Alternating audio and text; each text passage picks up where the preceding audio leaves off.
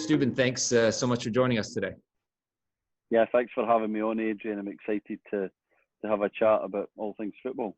For sure, yeah, and it was really nice to see you getting outside in the middle of a pandemic. Yeah, it's lovely. I've been stuck in the basement all morning actually, so it was nice to change the setting and get outside a little bit and you know, experience the nice weather. It's been beautiful the last few days, so it's nice to be in the garden. For sure. So maybe just what's been the most challenging, and kind of what have been the kind of some new and exciting things that have come out of kind of the last few months having to live in this strange new world?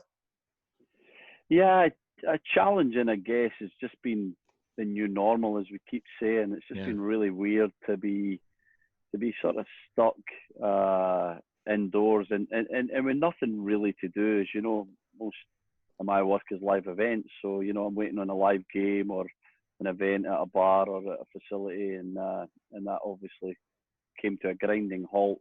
Mm-hmm. So we did some online stuff and kept busy and pushed forward with a couple of little startup endeavours that I have and stuff. So yeah, it's been interesting. I've enjoyed spending time with the kids, even though we were stuck inside for a lot of it. But it was nice to connect with them and to, you know, get a little bit fitter. I'd lost my fitness since I retired, so I went on a good few runs with my boy Will, and Robbie and I would keep active. So yeah, it was challenging, but it was good. But definitely excited to get back to work and hopefully calling some games. For sure. And has this been the longest that you've been able to get home or get on a plane, or this, because a lot of travel was a big part of your life for a long time? How's that been? Yeah. I've actually not really thought about that, but probably the longest since I got on an aeroplane in maybe 20, 25 years. So that's kind of weird. I never even thought about that. But in terms of going back to the UK, back to Scotland, it's probably something I do once a year, normally around about Christmas time, January time. So not a big change there. I love being in Toronto in the summer. I just enjoy the city, and normally I'd be in patios having a few beers, very active from afar. And I was thinking, I haven't been there for so long. It's so weird. I picked someone up last week from FedEx, and it was like a ghost town. So that's been strange, not going to the downtown area to enjoy the city. But yeah, I don't know when I'll be back.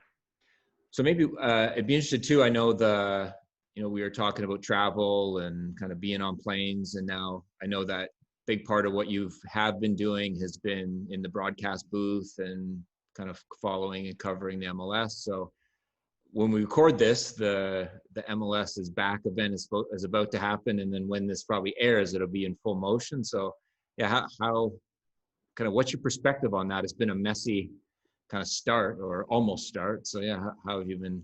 What's your perspective on that? Yeah, it's been rather messy actually, which is disappointing, because I know everyone obviously had the best intentions to have a successful tournament. I don't mind the idea of all 26 teams going to one location and playing this tournament type format.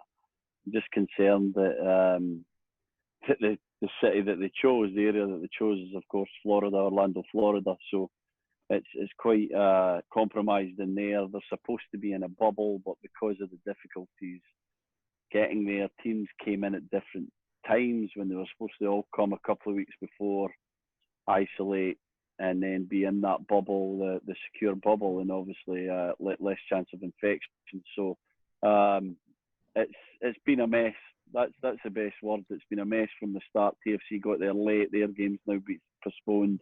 It'll have played by the time this airs, but we're up and down. We don't know what's happening. I guess it's a new times. We just have to go with the flow, and this tournament will go ahead. And I'm just really hopeful that there's no more hiccups and that everything goes as smoothly as possible. Yeah, no, it's certainly not unexpected, but it's fascinating that seems like Germany, Serie A, the Prem has been fairly incident free for the most part. Yeah. Yet we have all these challenges in North America. So, and it's not just been MLS, it's been others. And so, it's, there've been lots of calls. Should we even bother? And should they be canceling, and safety of families? And so it'd be really interesting to see how it plays out. That's for sure. Yeah, it needs to happen. I mean, everyone needs some revenue, and everyone needs to try and get back to work, obviously, as safely as possible. Health is the most important thing, but there's a real need for this tournament to happen. So, just hope it doesn't get too bad that it needs to be cancelled. But I'm thinking that once they kind of secure this bubble, then things should be fine and should go ahead as normal. Yeah. So, and so maybe just switching gears, talking about getting back to work. Your work for a long time was on the pitch.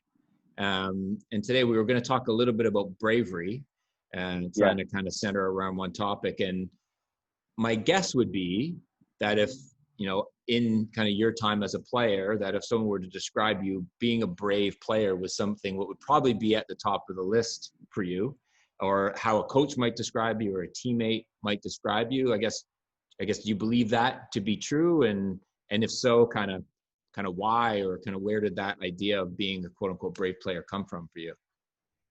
Yeah, it's an interesting word, isn't it? Bravery, brave, because, we always assume that it means kind of physically tough and throwing yourself into danger. But I think certainly in a sporting sense, brave can mean many different things, and most of them are psychological, and they kind of, get on the ball, keep getting on the ball no matter what. That would be a term that I would consider a brave player, and it might be,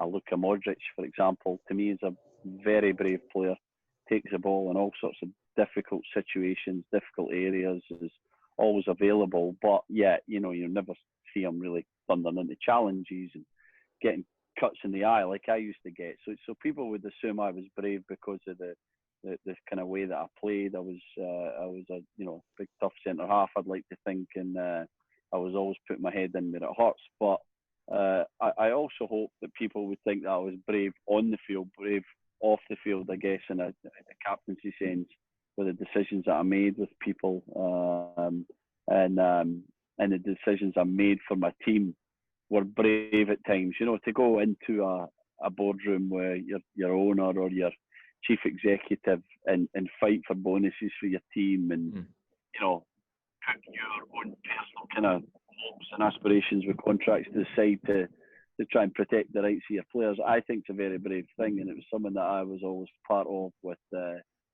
clubs that I played for in a kind of leadership sense.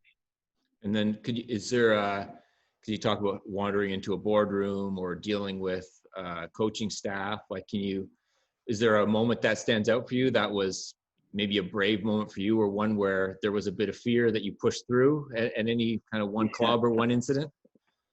Well, there was numerous moments where you go into a boardroom or you meet with a chief executive or a head coach, manager, and your heart's beating at your chest, but you obviously have to portray yourself as confident and assured, and you're in there, and like everything in life, experience comes along and it teaches you to be more prepared as you get a little bit older and you've went through these situations. I can remember my early meetings with sort of Bobby Robson, to being brave as an example, to kind of go in there and fight for my opportunity to play games at Newcastle, and sort of have these arguments with arguably one of the greatest English coaches ever to manage in the game. A man who I had a great deal of respect for, who was 60 plus. I'm a 21-year-old guy, and I'm in there and I'm fighting for my opportunity to play. So that was tough, and that was brave. Or a Mick McCarthy, where you've got this utterly brave man in front of you who is very combustible and aggressive, and you've got to kind of match him with that aggression to kind of share the room, if you know what I mean, to share the moment. So I think the psychology of all the different meetings and the intricacies that go into it are really important. And like I said, as I got older and I started to become part of kind of bonus situations where I was a leader, was tough to go and fight for money and argue the points why we should get paid more in terms of bonuses. And last but certainly not least was my involvement in the 2015 collective bargaining agreement for MLS. It was a process that I learned so much from. I was, again, along with Joe Bendick and Michael Bradley to a lesser extent, was the part of the TFC delegation. And, I got an opportunity to go to New York to the big fancy law offices of MLS and to be part of that negotiation, and then eventually to DC, where we had the whole kind of players union there, representation, 60 odd players, and the difficulties that kind of negotiation again was a moment of bravery. You're trying to make a decision for hundreds of players, and you're in the room and you're thinking of all the different personalities and financial implications on everybody in your team, and you're trying to make the best rounded decision for everyone involved. So a great process to go through, but somewhere where you had to be really tough, lack of sleep, use your brain really quickly, and also be brave with the decisions that you make. Yeah. And is that it's interesting they're talking about Robson and McCarthy. You're thinking about, say, going back to Newcastle and having to kind of not just fight for your time on the pitch, but you had to go into the room and have those conversations.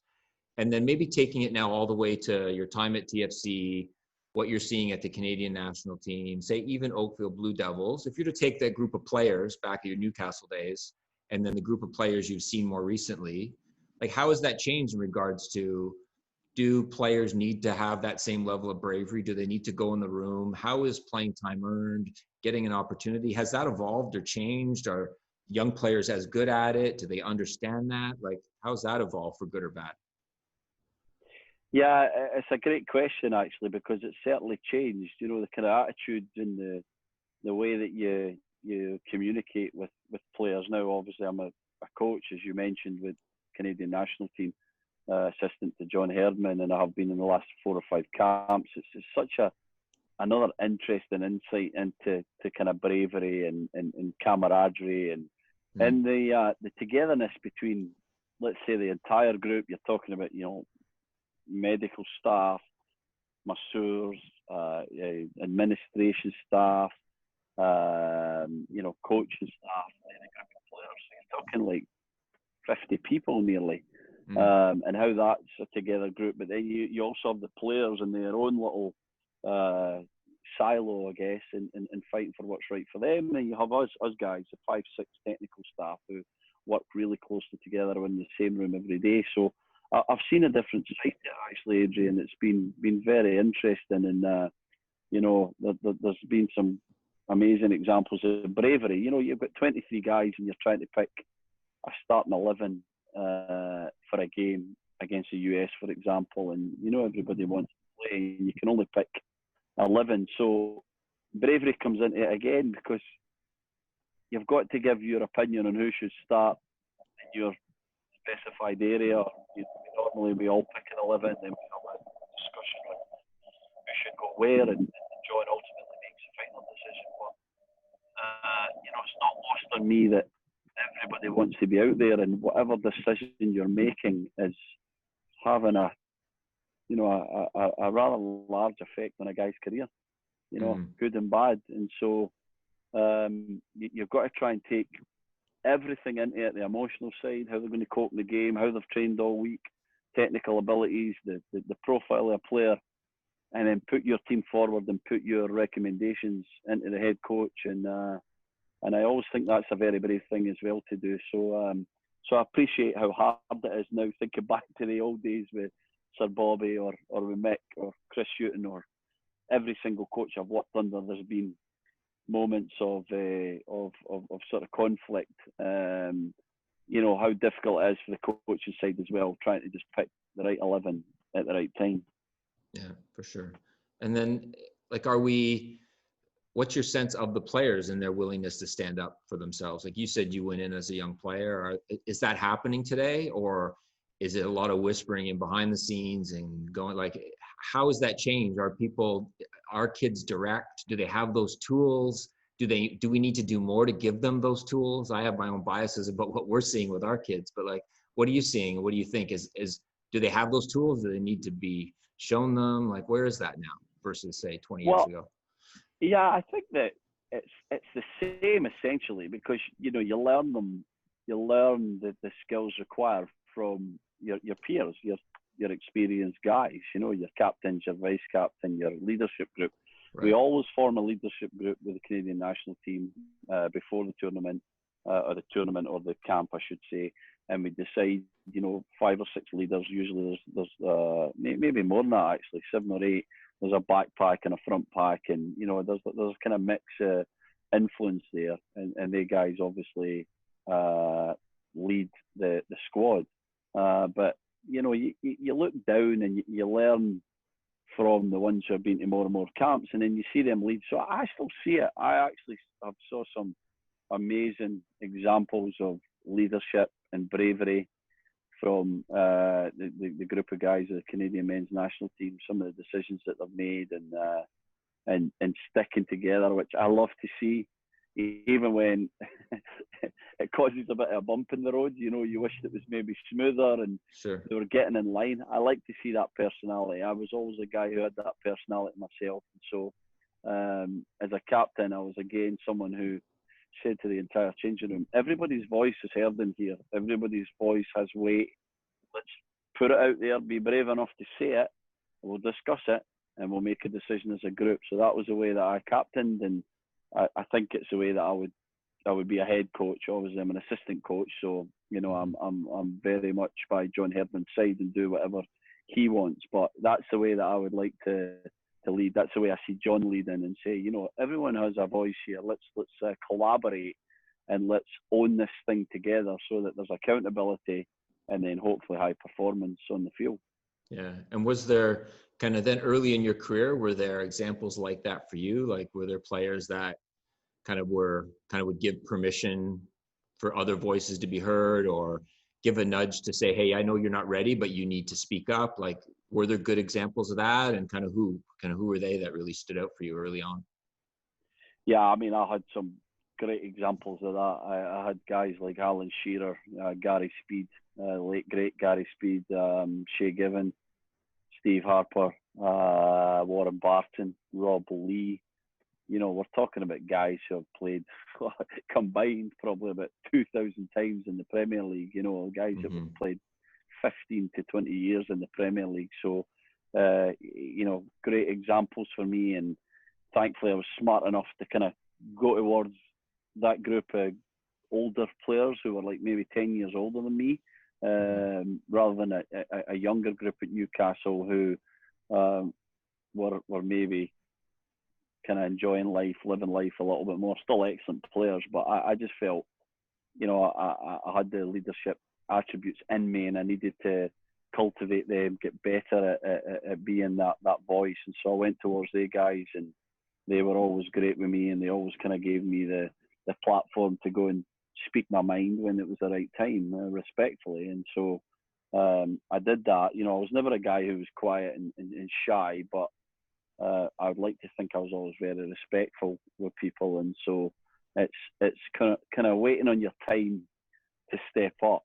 and learning along the way. And so when that time comes, you're ready just to kind of take on the mantle and become one of the voices and one of the leaders.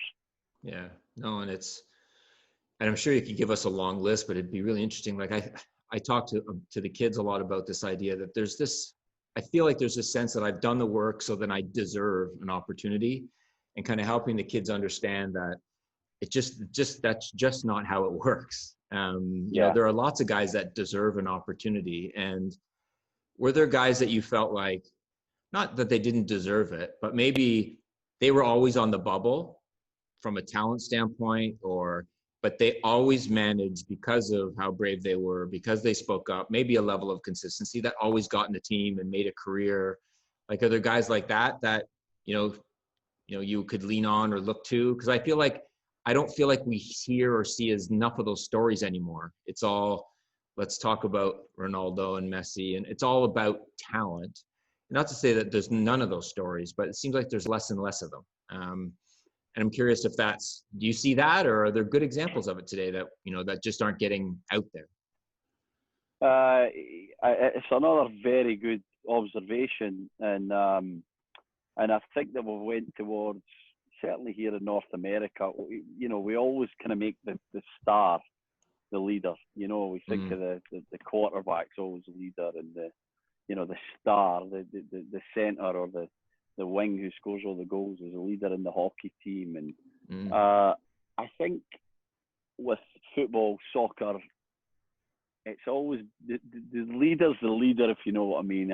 Maybe a little bit more now we're starting to see, especially in MLS again, where the Velas, the goal scorers are the leaders. But I always think that it's important that a coach really assesses his group and decides who are people following here, who's bringing it the best in others, who has the empathy and the confidence and the sort of assuredness to go and take this group forward, and that's your leader. So it takes a little bit of bravery again for the coach to go, I don't care that this guy's not scoring 20 goals a year or he's not the best player in the team, but he's the guy that gels everybody together, and he's my captain, and sticking by it. And so I always appreciate that kind of player, maybe because I was more that kind of player. I wasn't extremely talented, but I was an excellent leader. And a great example of that for me is, and I'm probably telling a bit of tales here, it's a bit an exclusive, I don't think I've ever told this story, but when Ryan Nelson was manager at Toronto, he brought me to Toronto, and I knew Nelly a little bit, and we became very good friends. And I was captain when Darren O'Day left the 2013 season. And the start of the 2014 season, we brought in Jermaine Defoe and Michael Bradley. And so immediately you have, two genuine superstars there within the group. And the ownership group, the leadership group above Ryan came to Ryan and they wanted to make Michael Bradley captain at that moment. And Ryan Nelson said, no way, Steven Caldwell's captain. And they said, no, we signed this guy for a lot of money. He's going to lead the group. And he said, no way. Watch, you'll see Steven Caldwell leads this group. Everyone respects him. Not to say they wouldn't expect to respect Michael or anything like that, but he just decided that I was the leader of the group, and I was going to see that through till the end of his tenure or the end of my career.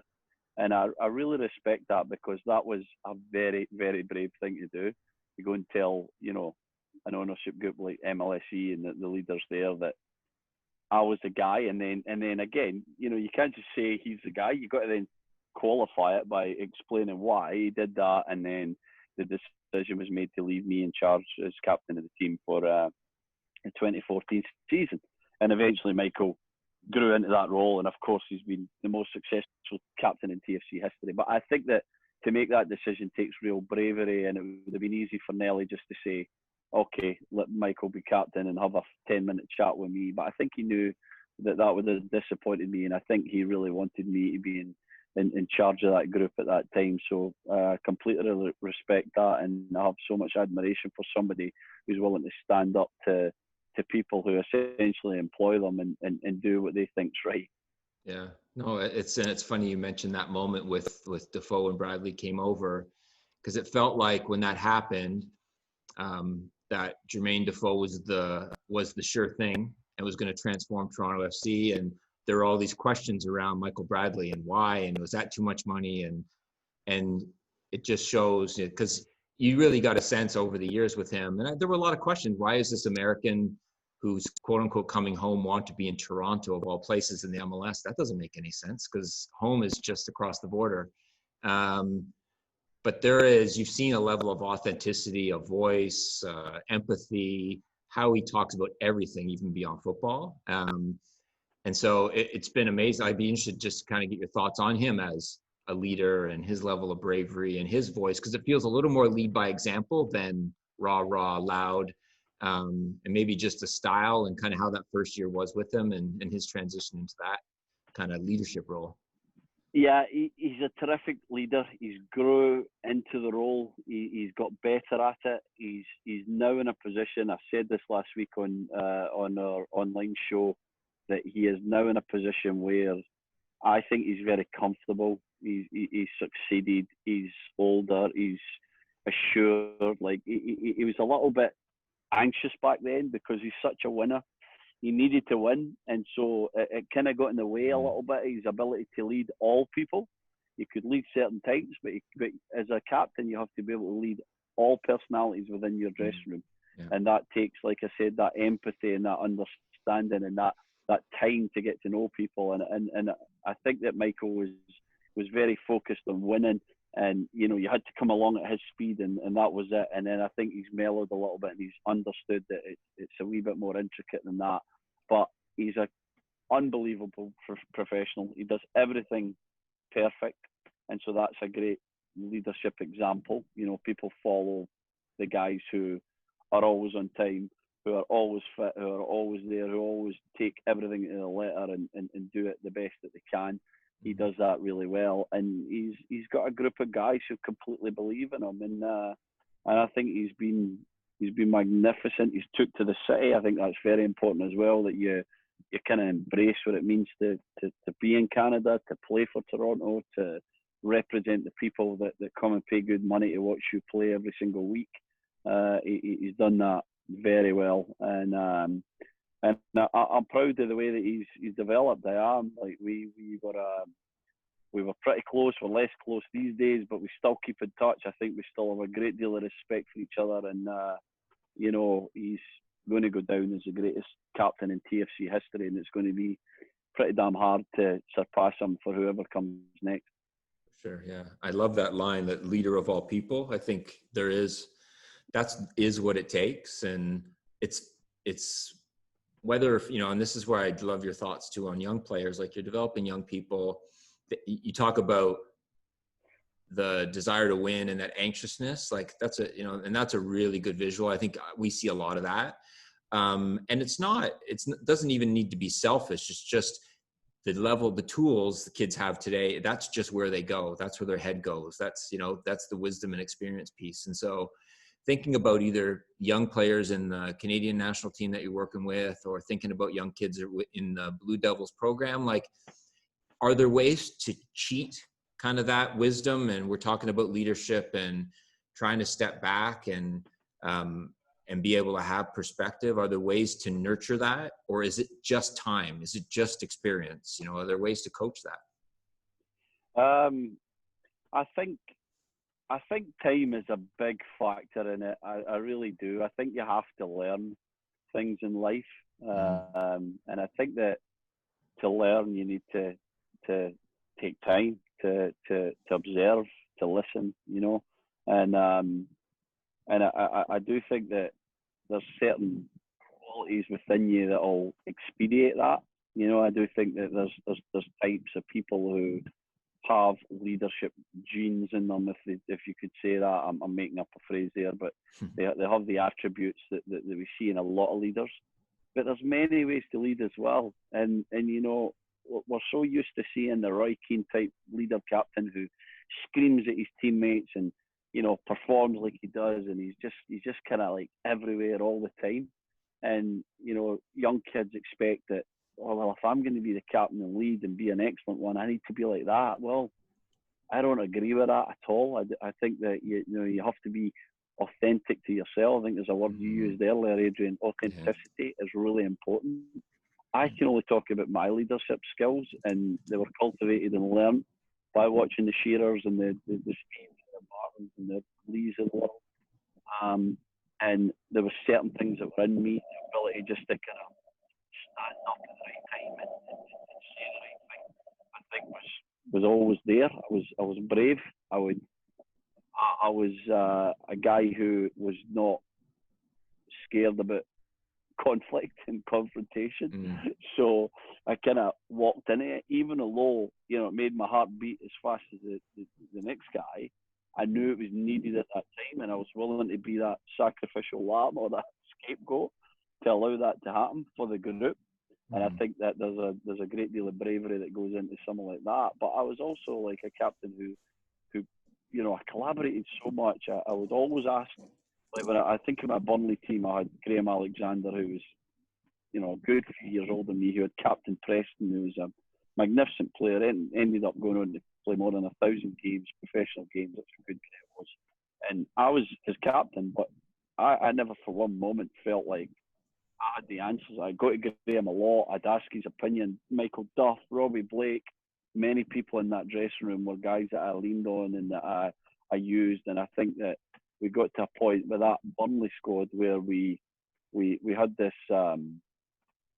code of conduct, code of ethics within the group, within the changing room, that our manager Owen Coyle just said, "Go on, guys, you go run with it. You guys are in charge of this area. I completely trust me as captain and everybody that was kind of under me to go and get the thing done." And so there was many times where you just sit back and you listen and you give someone else a moment and you're kind of waiting the thing being fixed. And there's sometimes where you need to just stand up and say, "Enough's enough, be quiet, this is what's happening," you know. And so it's feeling the situation, it's having an understanding of the room.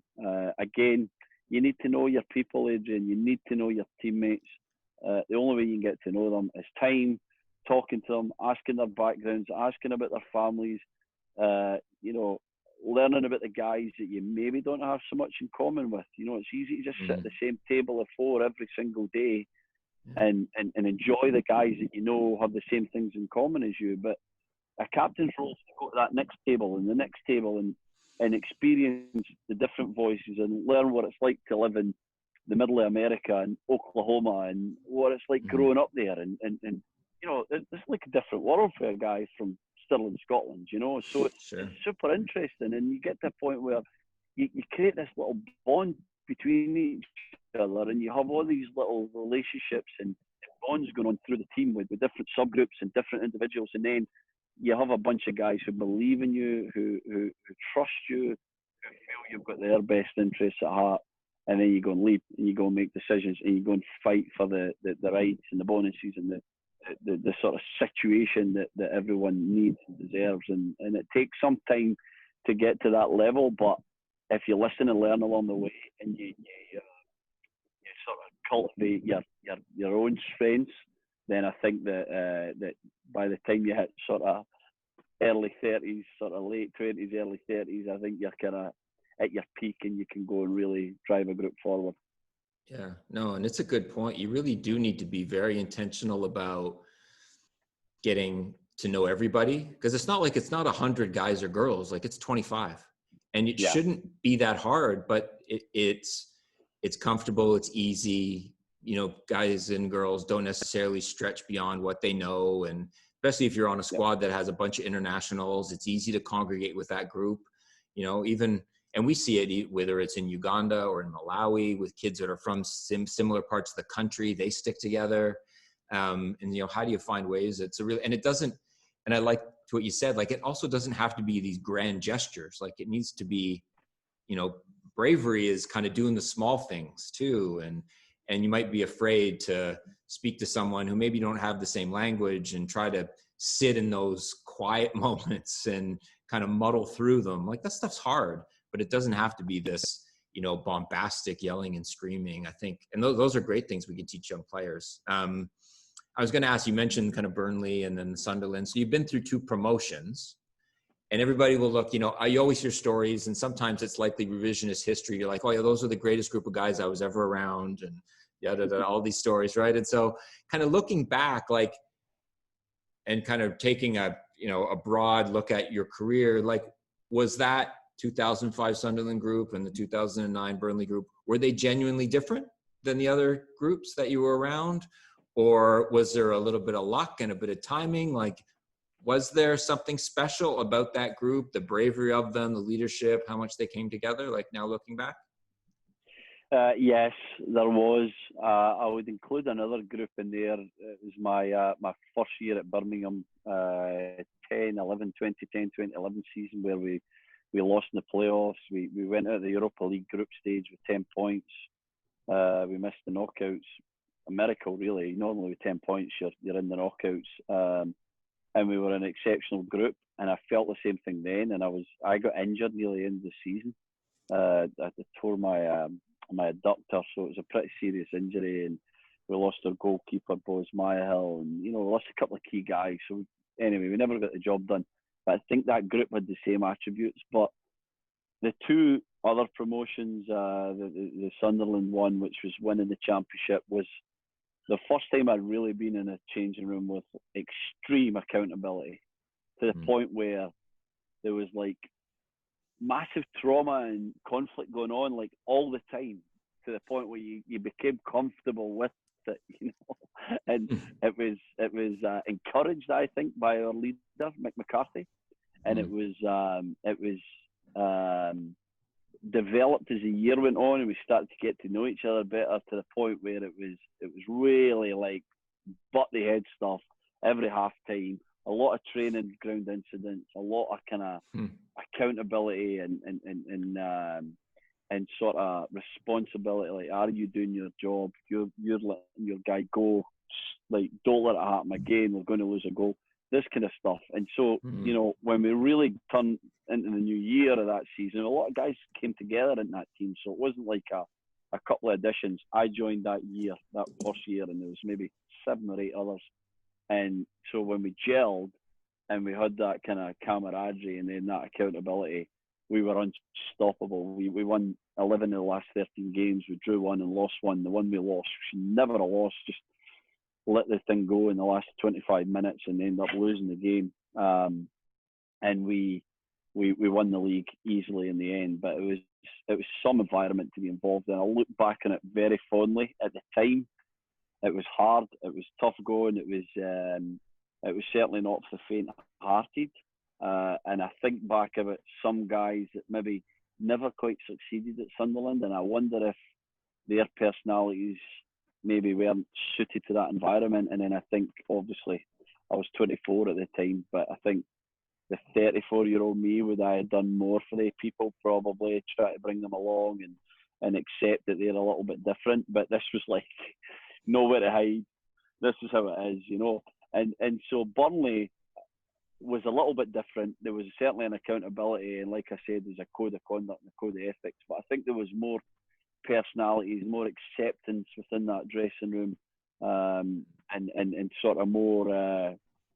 I'd say we liked each other more, if you know what I mean. Like we really enjoyed each other's company. We would sit at lunch and we'd be there at 3 p.m. We were like, we better get back. We didn't want to go home because we enjoyed each other's company that much. So, most enjoyable year was that 2008-2009 season with Burnley, because I think that group was just like everything you would want. It was there were winners in there. There was youth. There was experience. There was real friendship, relationships, and there was accountability as well, of course, because you can't go through any campaign, winning or otherwise, to be honest, but certainly winning, without having your moments with nearly everybody within the team and within the squad. And it's your ability to sort that out quickly and forage forward, and your ability to, not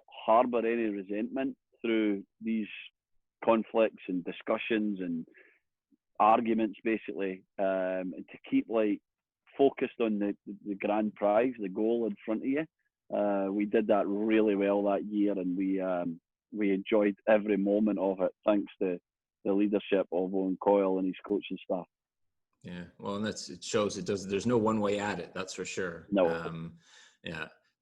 Just on Bravery, before we leave the Sunderland conversation, was anyone ever, this was kind of after you guys went up, but was there anyone ever brave enough to stand up to Roy Keane as a manager? He seems like somebody that a lot of guys would be afraid of. Actually, I think me and you have spoke personally about this a number of times, but I never got on too well with Roy Keane in the end. And he's a strange guy, Roy, because he has some terrific attributes, of course, even as a coach.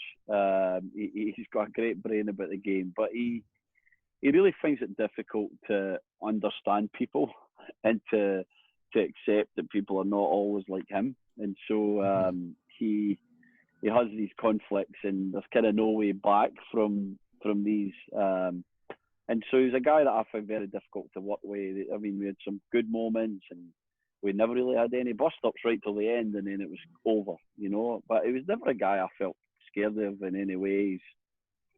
His bark's worse than his bite, I would say. He's kind of small, and I was never worried about him. But, in contrast to that, you have Mick McCarthy. Of course, Roy and Mick had their moments in history, but Mick was a guy who you don't mess with. Mick was a proper man. You know, Mick was a guy who was just what you see is what you get all the time. But Mick never held a grudge.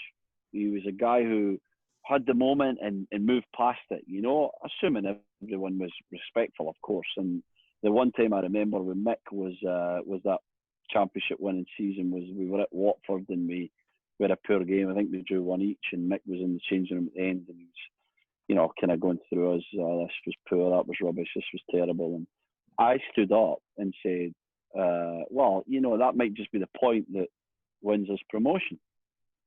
What? And I was like, the minute I heard him turn to me and say, what? I was like, oh no, what have I done? And so I doubled down and I just go for it. I said, look, Gaffer, we know we played poor. So Mick and I start having this ding dong in the changing room. I look to the other guys for support. They're like, they can't get further back in their chair if they try. They don't want any of it. And I'm having this, you know, ding dong with Mick, respectfully, but we're going back and forward at each other. And after it, I thought, you know, last couple of minutes feels like a lifetime, but last 2 minutes. And then I go in the shower and I'm thinking, oh, what have I done? You know, he's going to drop me. And I was really worried because I didn't think I knew him very well at that point. But, you know, when we got back in the next day, I walked by him in the corridor and he's like, hi, Steve, hi, Gaffer. Everything's just forgotten about. It's just all a process to help you get towards being a tighter team, more together team, and winning, you know? And so I really learned something that day. I thought, I like this guy. I have utmost respect for this guy. He's gonna give it. He's gonna take it. He's gonna like be honest, and we're going to get better and move forward because of it. And he was a manager that I just loved working with because he was tough, especially centre halves. Oh my gosh, he would tell you when you were poor and when you didn't do the basics, but he was very fair and very honest.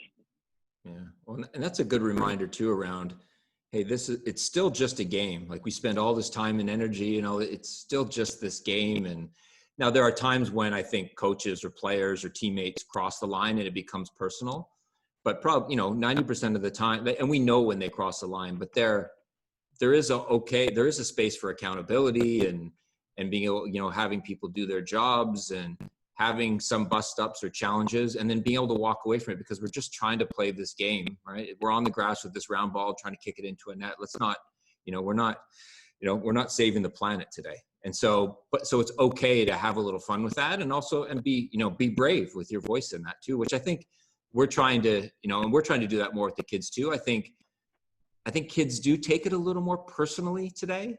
Would you find that rooms have changed a little bit in that way, where you might have to be a little more delicate? It's hard to be direct in the same way.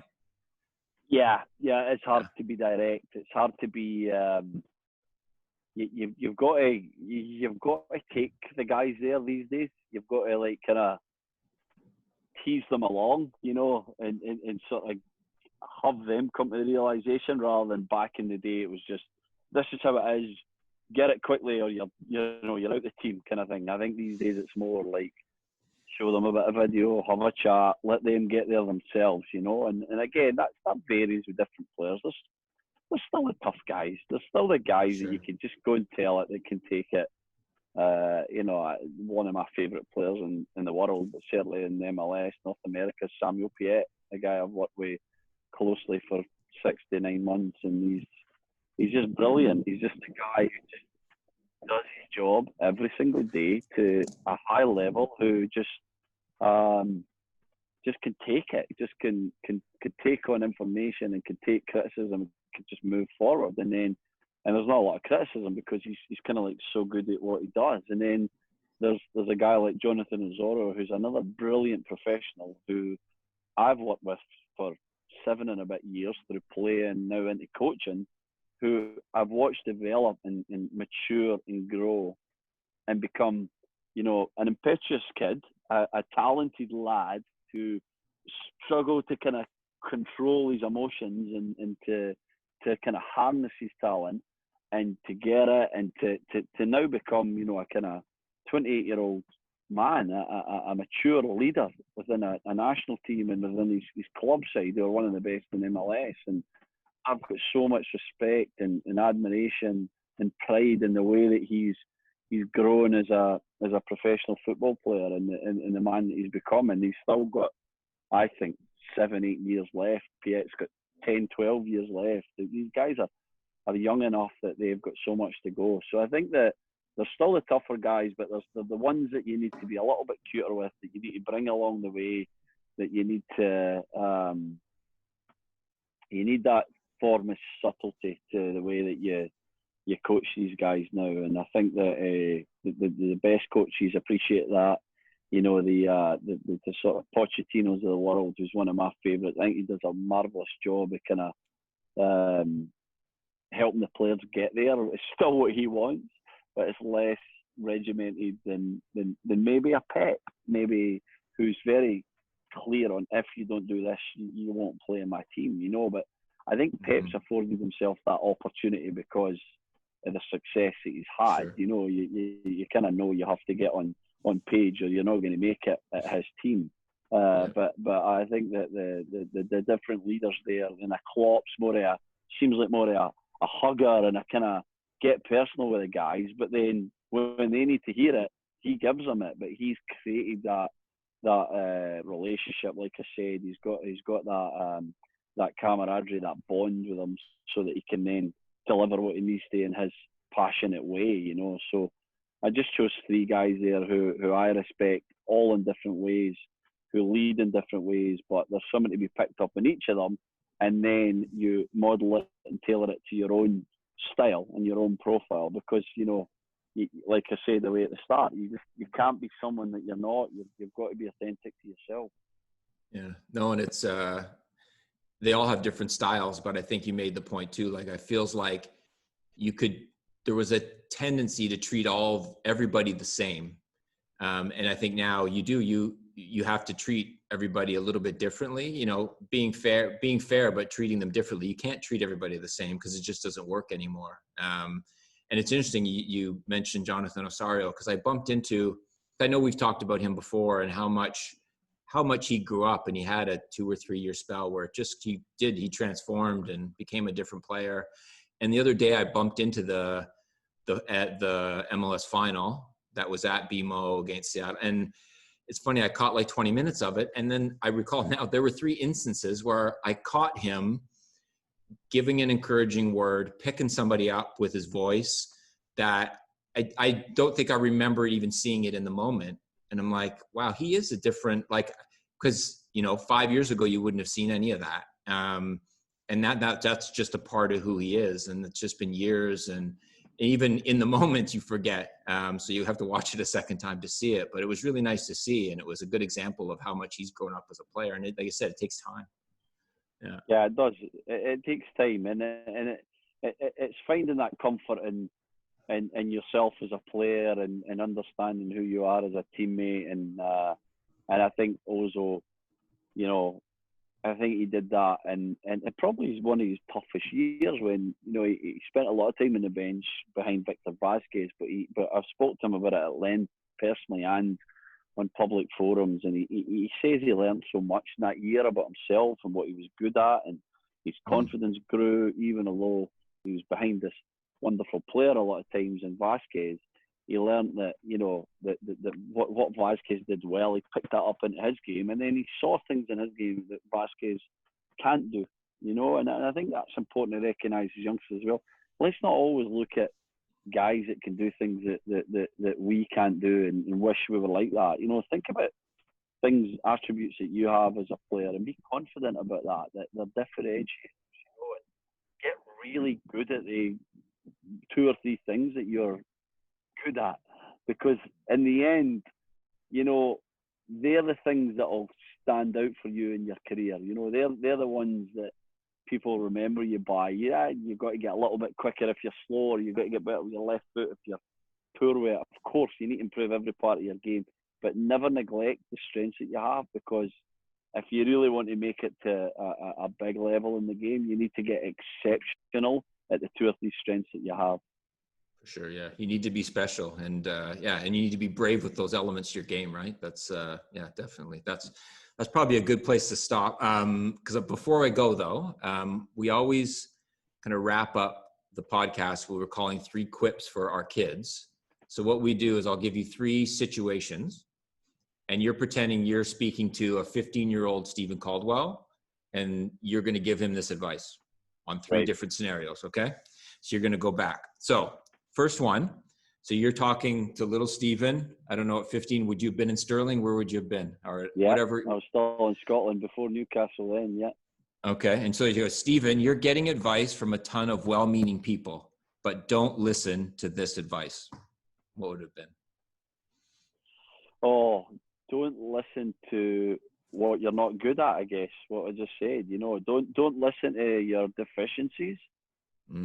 Focus more on your positives, what you're good at, because it consumes you. It consumed me. My lack of pace, my lack of athleticism. For a long time, it consumed me. Then I realized what I was good at, and I managed to mask it. Yeah, no, that's great. And because that's the other thing too, like the game is all shapes and sizes. And yes, the level of athleticism in the game is very high now, and you need to hit a certain baseline. Yeah. But I think kids do get caught up in that a little bit. And yeah, the Oso example is a good one. And what you're just saying there, that's really great. Okay, number 2. Says, okay, so Steven, be curious. Try something new. Why don't you go and try to do this? What is something maybe you didn't do, something that you should have been curious about that you wish you would have done earlier? I think I would say be more focused on, it seems an obvious one now, but I wish I was more focused on nutrition and maximising performance in that regard. I mean, a 15-year-old me now would be like, "Well, you crazy?" Well, 12-year-olds are worried about their nutrition, but back then it was quite hit and miss, and I think that if I'd focused more on that and maybe being physically in better shape, it wasn't like I was in bad shape, but I think if my body fat had been lower and I was really focused on nutrition, I'd have got 5% more out of my performance. When did you really start to get that? What point in your career did that you get that knowledge and that experience and start to take that seriously? Yeah, I'd have my moments of that really through Newcastle, because I knew it was something that was restricting me a little bit. I was never heavy, but it was tough for me to lose the body fat around my hips and stuff. And so I would always, again, I wasn't brave. I would shy away from it. I would pretend it didn't really matter, because I knew how tough it was going to be to kind of get my body fat from like 11 to 8%. But the 15-year-old me, I would tell to focus more on that, to make sure that was at its optimum level. I think that I really started to focus on it when I was at Birmingham, and then through TFC, which allowed me to really enjoy the last kind of 4 or 5 years of my career, when I was in my best shape between 29, 30 and 34. Yeah. Okay, great. Okay, last one. So Steven, more than anything, do this as part of your daily routine.